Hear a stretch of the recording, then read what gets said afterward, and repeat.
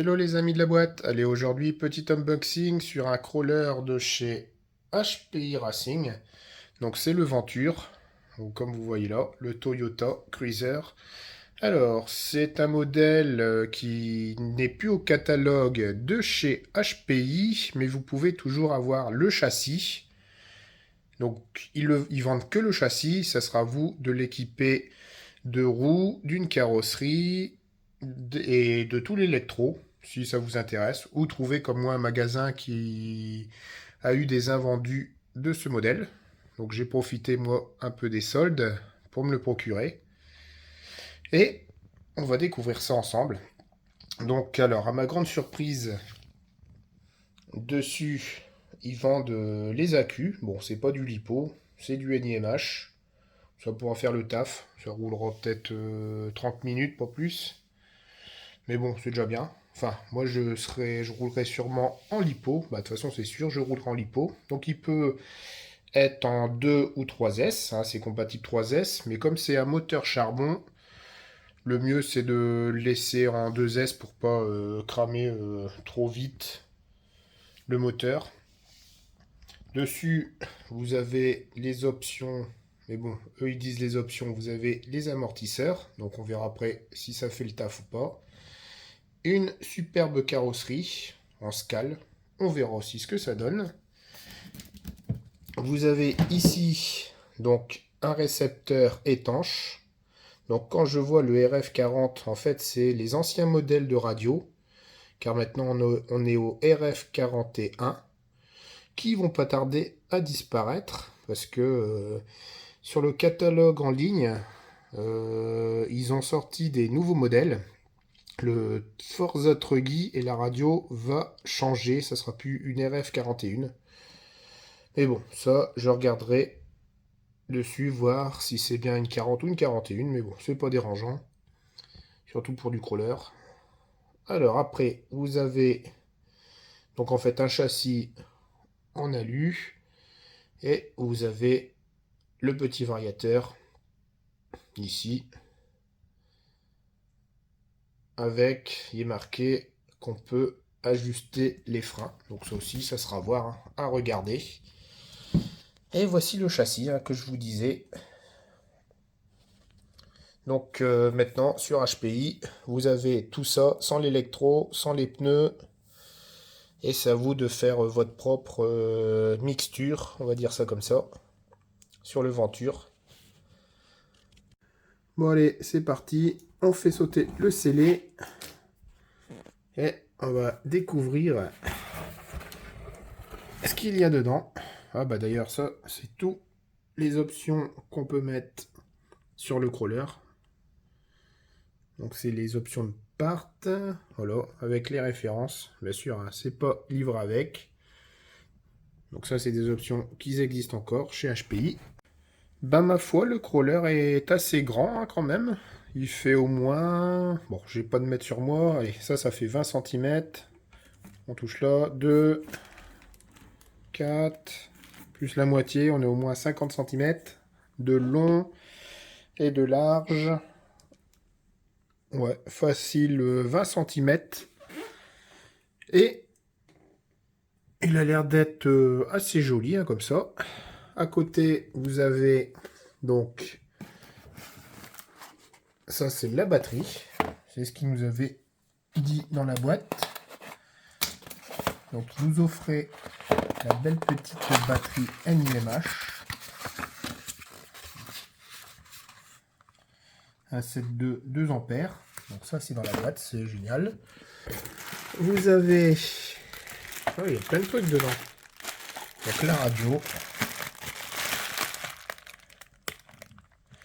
Donc, dessus, c'est la radio HPI. Donc, c'est les anciennes radios. C'est le 40, module 40. Marquez ça. Bon, c'est pas gênant. C'est les vieilles radios, elles sont toujours assez complètes, hein, ces radios. Donc en gros, c'est ça, hein, sur les radios, les anciennes versions et sur les nouvelles versions. Mais elles font bien le taf, hein, elles sont quand même bien équipées. Vous pouvez régler plein de choses dessus. Voilà. Ici, les inverseurs. Vous pouvez régler ici, on va dire comme les subtrims. Bon, on voit mal, mais ça se règle avec un petit tournevis qui, bien sûr, on va ouvrir ici. Oh, mince.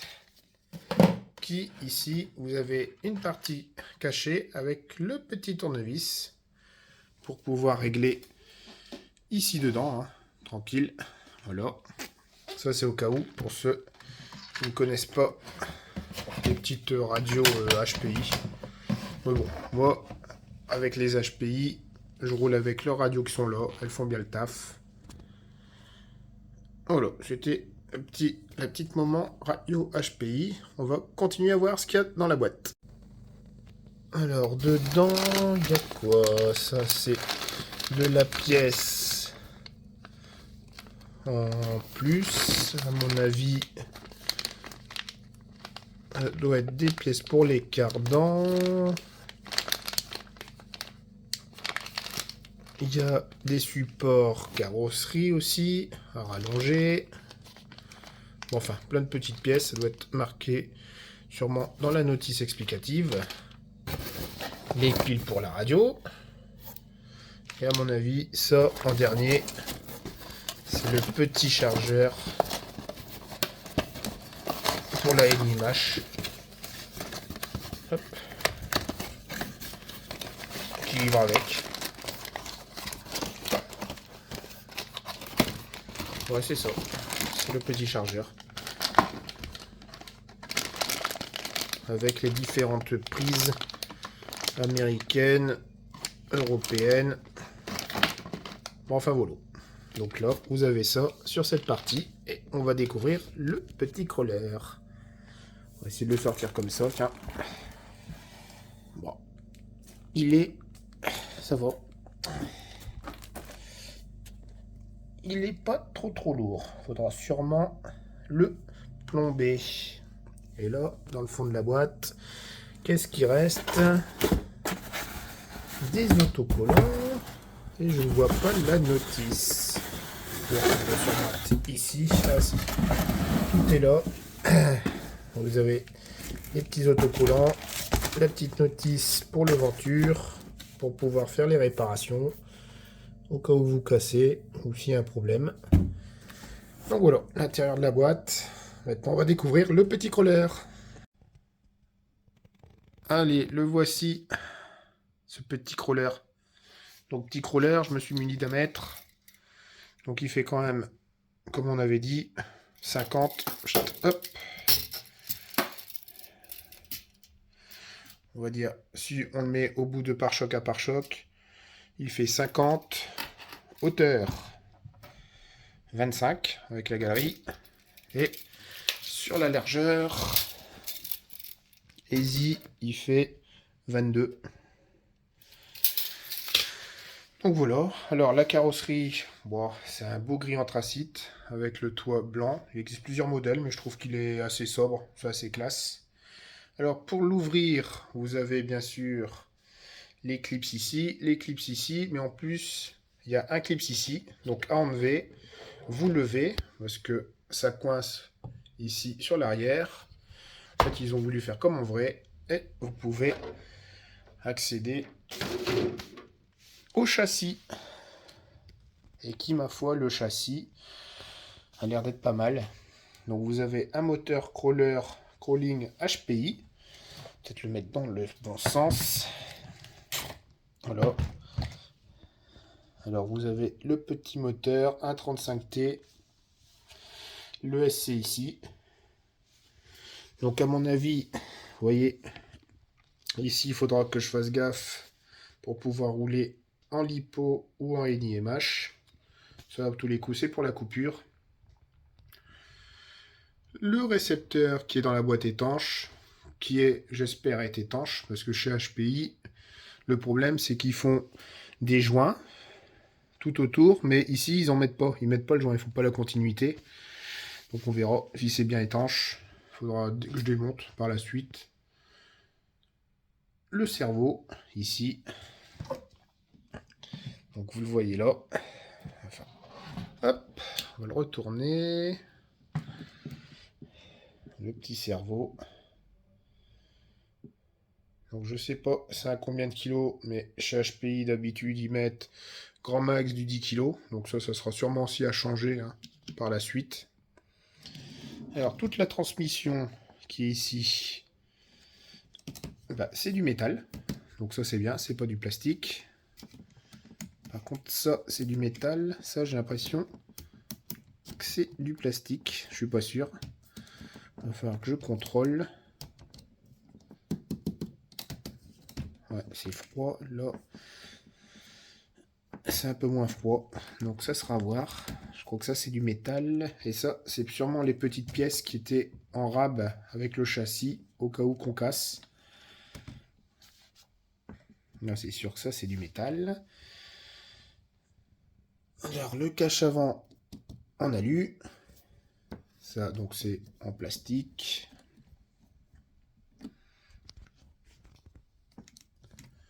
Ouais, je me demande, non, ça a l'air d'être... Cette partie-là, non, c'est du métal. Voilà, je l'ai là, vous voyez, ça m'a été peint, donc ça va. Il n'y a que ici. Ici, je pense que ça doit être en plastique. Bon, on va pas s'attarder dessus. Il faudra que je regarde sur la notice.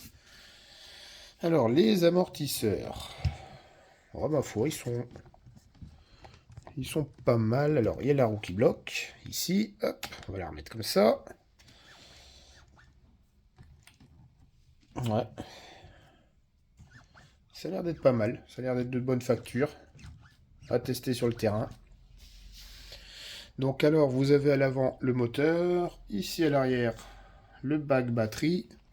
Avec la première chose avant de rouler que je vais devoir changer, c'est changer la prise Tamiya contre une autre prise. Donc moi je roule en DIM, je vais mettre une DIM. Et tout simple, hein, vous avez donc le moteur, la cascade de pignon qui va sur la pignonnerie principale et après qui dessert les roues avant arrière. Et comme vous voyez, il n'y a pas de différentiel. Donc c'est pas comme chez Traxxas, hein, comme je vous ai dit. On peut pas les bloquer, les débloquer. C'est vraiment du crawler de base. Après, les pneus, ils ont l'air d'être de bonne facture. Donc derrière sur la roue de secours, c'est un vrai pneu, comme cela. Bon, ma foi, il a l'air d'être pas mal, hein, c'est quand même ce petit HPI. On va tester tout ça, hein, et je vais vous dire ce qu'il en est par la suite. Alors voilà, les copains, on se retrouve en forêt. On va essayer ce petit crawl. Alors j'ai laissé la batterie NIMH 2 ampères, j'aurai pas beaucoup d'autonomie. Mais bon, ça me permettra au moins de tester le véhicule. On va voir ce que ça donne. Là comme là, je sais pas si vous voyez, on va déjà essayer la première montée. Donc j'ai un TRX6, il le franchit les doigts dans le nez. Et là, ici, vu que c'est qu'un 4x4, on verra bien ce que ça donne. Donc là, aucune modification, sortie de boîte RTR. Alors, c'est très poussiéreux, mais il le monte. Il le monte, et je vous dis, hein, c'est super, super pentu. Ah, avec un peu de difficulté ici.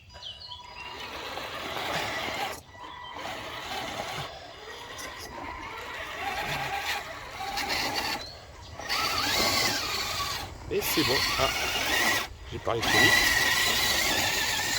Il le monte quand même, le petit. Eh ben, pour un premier essai, c'est vraiment superbe. Bon, moi, je suis bien content, hein. Il fonctionne bien. En plus, bon, il est quand même assez chouette. On va tester les freins, voir ce que ça donne. Je fais gaffe aussi en même temps, je recule et je vais pas me casser la figure, hein. Je vous dis, c'est bien pentu. Et vous voyez, hein, tout RTR, tout d'origine. Il est quand même bien configuré, hein, ce petit HPI. Donc moteur HPI 35T. Les freins sont superbes. Et la petite batterie, on verra l'autonomie, mais bon, elle fait son taf.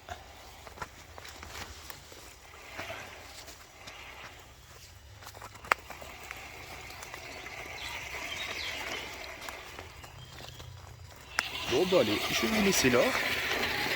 Je vais faire une petite vidéo, hein, filmée en musique, hein, comme j'aime bien faire.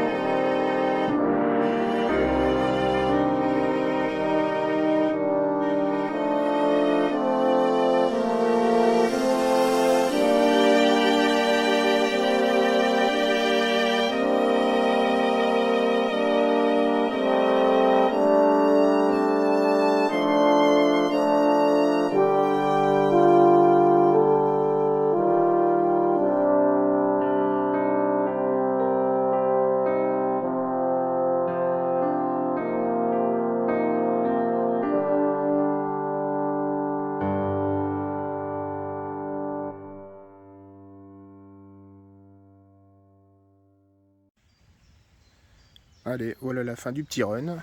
Donc avec les petits 2 ampères, j'ai pas plus de 30 minutes d'autonomie. Il me reste encore assez de patates, mais... Enfin, assez de patates, il me reste encore assez de jus pour retourner jusqu'à la voiture. Mais je crois que je vais plutôt le prendre à la main, j'irai plus vite. Bon ben, ma foi, pour résumer, il est un petit peu trop léger, hein, va falloir mettre un peu de plomb. Les amortisseurs... ils sont pas assez souples, donc ça c'est vraiment des petits réglages de base à faire. Et sinon après bah ça donnera bien, hein, je pense. Donc de toute façon ça c'était vraiment que le premier essai sorti de boîte, mais il est quand même bien concluant. Allez, je vous dis à la prochaine.